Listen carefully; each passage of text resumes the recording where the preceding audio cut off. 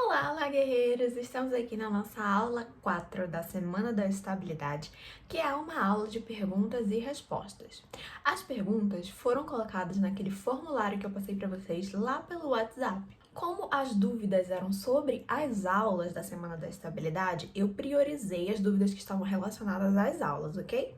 Mas eu vou responder quase todas. Aquelas que eu não responder, se você fez a tua pergunta e eu não respondi, é porque já tem algum conteúdo lá no meu Instagram ou no meu YouTube que fala sobre aquele assunto específico, ok?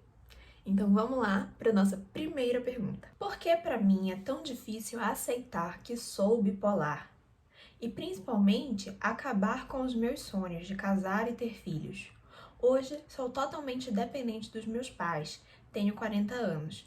Não consigo aceitar essa situação. Como eu faço? Preciso de ajuda.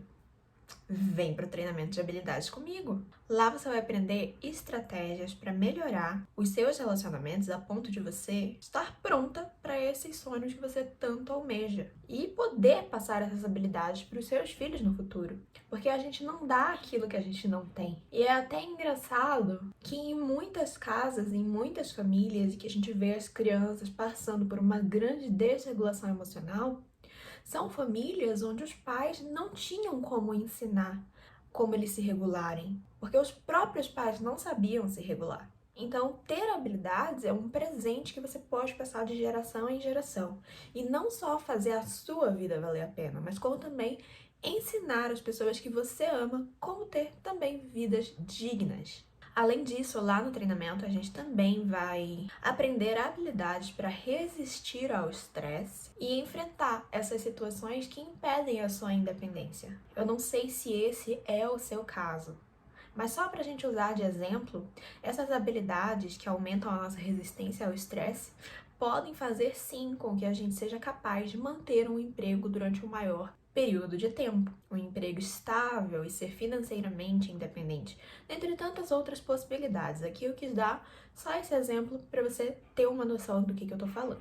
Segunda pergunta. Essa terapia comportamental dialética ajuda quem tem ejaculação precoce e transtorno bipolar tipo 2? Esse treinamento foi pensado especificamente para ajudar as pessoas com transtorno bipolar, independente do tipo dele. Mas em relação à ejaculação precoce, isso pode estar acontecendo por diversos motivos. Não só por causa do transtorno bipolar. Inclusive, não necessariamente tem uma causa psicológica, pode ter uma causa aí biológica que está atrapalhando o seu desempenho sexual. E por isso, ele precisa de uma avaliação clínica mais específica. Então, o treinamento ajuda sim em relação aos sintomas do transtorno bipolar, mas em relação à ejaculação precoce, não tenho como te responder nesse momento, com essas informações que você me deu. Lorna, posso continuar a terapia convencional junto com a terapia dialética? Pode e deve. O treinamento de habilidades em terapia comportamental dialética não substitui a terapia individual, porque na sua terapia individual é o lugar em que você vai falar das suas peculiaridades, das suas particularidades, daquelas experiências que só você teve e mais ninguém. A terapia individual te ajuda a processar todas essas experiências, enquanto que o treinamento de habilidades te ensina soluções para problemas que são comuns a todas as pessoas com transtorno bipolar, por exemplo, impulsividade, tolerância à frustração, regulação emocional. São estratégias que já estão prontas para você apenas entender como ela funciona e aplicar diretamente na sua vida, que é exatamente o que a terapia individual não faz. Então, o treinamento de habilidade não tem a função de substituir a terapia, mas ele tem sim a função de acelerar a sua estabilidade, porque em vez de ficar procurando soluções aleatoriamente, elas estão todas ali como num cardápio, só para você selecionar o que você quer e jogar isso na sua vida. Lorna, qual seria este método para a estabilidade que você falou na aula 1? Eu gostaria de saber melhor os valores. Se você assistiu a aula 3, você já sabe absolutamente tudo que tem para saber sobre o método. Se você ainda não assistiu, volta lá e assiste, que ela tá bem bacana também. Mas, de maneira geral, o método inclui quase 100 aulas gravadas, então é tipo conteúdo pra caramba, mais os acompanhamentos ao vivo, que vão durar 6 meses. Pensando nisso, o investimento para participar do treinamento é de 6 vezes de R$ 140. Lorna, você disse que faz uso de quetiapina, não é isso? Minha psiquiatra sempre me falou que gostaria que algum dia eu conseguisse tomar apenas um remédio para o transtorno. Só que com o passar dos anos, foram aumentando a quantidade de remédios e nunca diminuindo. Será que é possível, com esse tipo de treinamento, eu finalmente conseguir me libertar de tantos medicamentos? Se eu não me engano, a quetiapina, que é o que eu tomo, é o único tipo de estabilizador que pode ser utilizado sozinho para fazer a manutenção da estabilidade. Então, em outras palavras, antes de eu querer usar somente uma medicação, eu preciso alcançar essa estabilidade. Não tem como dizer, não, você vai ficar só com esse remédio aí, mas você ainda está tendo crises. Não é assim que funciona. Inclusive, não foi assim que aconteceu comigo. Eu comecei com a quetiapina, mas ao longo do tempo eu fui inserindo outras medicações de acordo com os episódios pelos quais eu passava. E quando eu fui ficando estável, a gente foi retirando essas medicações. Isso porque a medicação e o treinamento têm papéis diferentes. O papel da medicação é reduzir o número de crises que você tem. E o treinamento vai te ajudar a passar por essas crises sem tornar elas ainda piores, ou seja, sem construir mais consequências negativas, o que acaba tornando a nossa sobrevivência à crise muito mais fácil e muito mais simples. Então, em outras palavras, esse treinamento aqui vai te dar ferramentas e resistência para enfrentar essas crises com sucesso. Desenvolvendo essa resistência, você alcança a sua estabilidade e aí sim é possível reduzir a quantidade de medicamentos que você toma. Fez sentido? Adorei a sua abordagem. O que você acha sobre a terapia cognitivo-comportamental como terapia individual? A TCC, que é a terapia cognitiva comportamental, em si, ela é ótima para resolver diversos problemas, porque ela trabalha com protocolos cientificamente validados. A terapia comportamental dialética surgiu lá da TCC. Ela faz parte daquilo que a gente chama de terapias de terceira onda, que é como se fossem evoluções dessa primeira teoria da terapia cognitivo-comportamental. Então, a TCC surgiu primeiro do que todas as outras formas de terapia que foram derivadas dela. E a terapia comportamental dialética, então é como se a TCC fosse a mãe e a terapia comportamental dialética fosse a filha da TCC, que foi desenvolvida mais especificamente para lidar com pacientes de alto risco de suicídio, coisa que a TCC não fazia tão bem na época em que ela foi criada. Quais as diferenças entre a TCC e a terapia comportamental dialética? A principal diferença é que a terapia cognitivo-comportamental, a TCC, que é a mãe de todas, ela é pautada na descoberta guiada, ou seja, o psicólogo faz o papel de guia para o paciente. Ele orienta o paciente para onde que ele deve ir para resolver os seus problemas, mas ele jamais vai te entregar o arsenal inteiro de estratégias para você colocar em prática como você achar adequado. Não, ele pode até utilizar estratégias para te ajudar a descobrir informações sobre o problema que você está tentando resolver, mas é uma abordagem muito mais indireta do que a terapia comportamental dialética. No treinamento de habilidades em terapia comportamental dialética, que é o que eu estou oferecendo para vocês aqui essa semana, nós vamos estudar juntos métodos, estratégias e técnicas prontos. Ou seja, a gente pega um modelo que foi construído para solucionar um problema específico e a gente aprende a aplicar esse modelo na nossa própria vida, nos nossos próprios problemas. Então, como eu falei, é como se você recebesse um cardápio de soluções e você pudesse escolher qual delas se aplica melhor nesse momento de vida, nessa situação que eu tô passando. Quais as melhores abordagens dentro da psicologia para tratar o transtorno bipolar? Você pode utilizar qualquer abordagem que seja ou a TCC ou derivada dela, como eu falei, né, terapia de terceira onda. Dentro desse grupo, a gente tem a terapia de aceitação e compromisso, a terapia de esquema e até a própria terapia comportamental dialética. São várias. Mas, como eu disse, nas terapias individuais, todas elas são um jogo de longo prazo quando se trata de resolver os sintomas do transtorno bipolar. Então, elas super funcionam, mas elas demoram para funcionar. Se você está disposto a investir o seu tempo nisso, sabendo que vai demorar e esperando pelo melhor, você vai em frente. Qualquer abordagem derivada do TCC vai funcionar. Mas se você, assim como eu, sente que você não tem esse tempo todo para gastar, aí eu sugiro fortemente que você venha para o treinamento de habilidades comigo. Lembrando que eu não sugiro isso porque sou eu que estou dando treinamento de habilidade, porque sou eu que estou fazendo, sou eu que estou ganhando dinheiro com isso. Não é por isso que eu sugiro. Eu sugiro isso porque eu passei mais de 10 anos fazendo terapia individual e eu tive resultados deste tamaninho. Enquanto a partir do momento que eu comecei a fazer o treinamento de habilidades, que é o que eu ofereço, em pouco mais de um ano a minha vida já tinha mudado completamente. Foi a maior reviravolta que eu já presenciei. Boa tarde, Lorna. Sabemos que essa especialização em terapia dialética é bem custosa e também poucas faculdades oferecem. É verdade. Gostaria que falasse um pouco mais sobre a sua formação e especialização, onde você fez os certificados de conclusões. Eu já tive muitos problemas em ser atendida por profissionais não qualificados e sinto que você tem muito conhecimento. Poderia falar um pouco sobre sua vida acadêmica?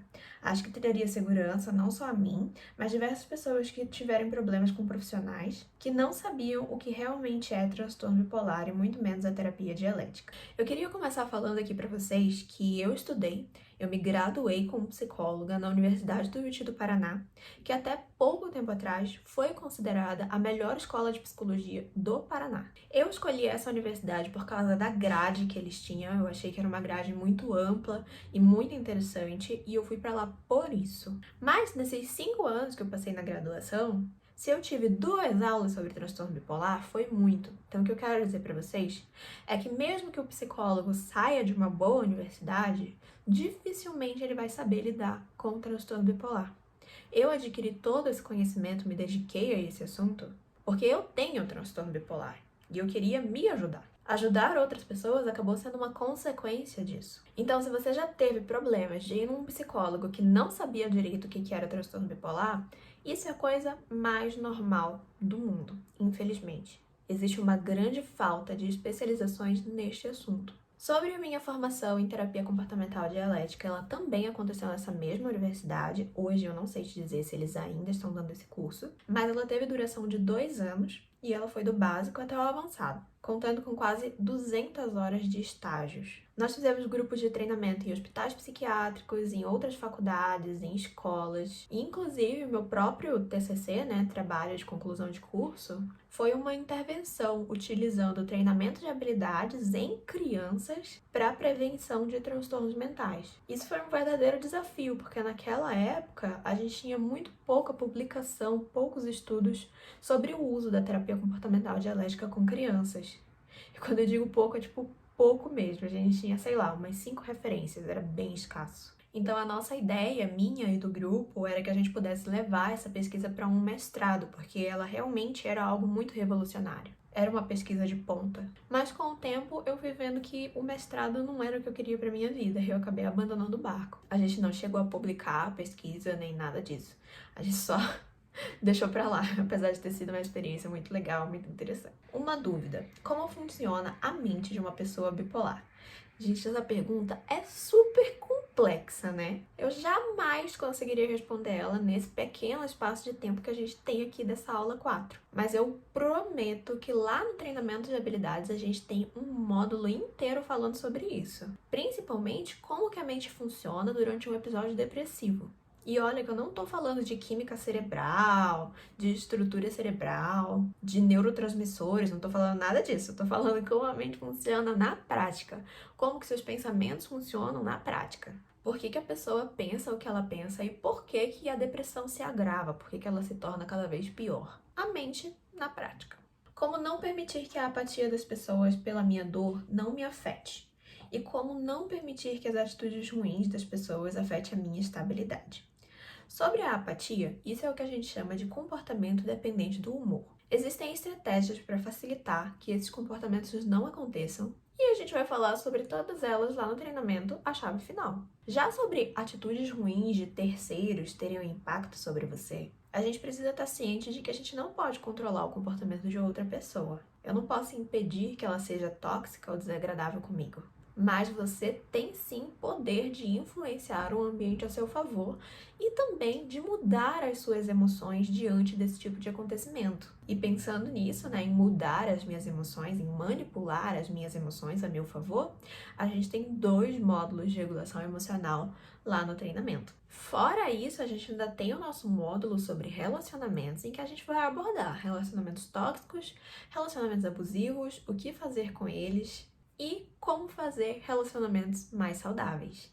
Minha dúvida é: como saber que estou realmente bem? Parece que quando eu estava bem, era na verdade uma fase de hipomania. Quando eu acho que estou melhor, volto a ter hipersônia ou insônia. Não me lembro como é deitar, dormir e acordar no mesmo horário me sentindo bem. Aqui uma coisa importante é a gente ressaltar que cada pessoa tem o seu cronotipo, ou seja, ela tem a sua própria configuração em relação ao sono. O cronotipo vai determinar quantas horas que você precisa de sono. Às vezes, o que parece uma hipersônia, que é quando a pessoa dorme demais, na verdade é só o cronotipo dela. Nem todo mundo vai precisar de 8 horas por dia.